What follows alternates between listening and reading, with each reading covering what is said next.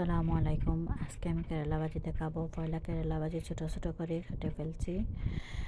খাটিয়ালে বাদে লবণ দিয়া ঠান্ডে মাখিয়া বালা করে মাখিয়া রস ফালাইছি। রস ফালাইলে তিতাটা কমে যায়। এরপরে তাওয়া তেল দিয়া পরে পেঁয়াজ মরিচ দিলাম, দিয়া একটু হলুদ দিলাম, দিয়া বালা করে পেঁয়াজ ভাজিলাম। ভাজা পরে আলু ছোটো ছোটো করে খাটিয়ে আলু দিলাম। আলু দেওয়ার পর আলু একটু হওয়ার পর কেরালা ওগুন মাকে ছাড়ছি। ভালো করে ছাড়ার পরে তান্ডে লড়াইয়া দিয়ান কালারারে। তারপর একটু গ্রানোর লাগে একটু বাখর দিছি। বাখর দিলে খুব একটা গ্রান হয়।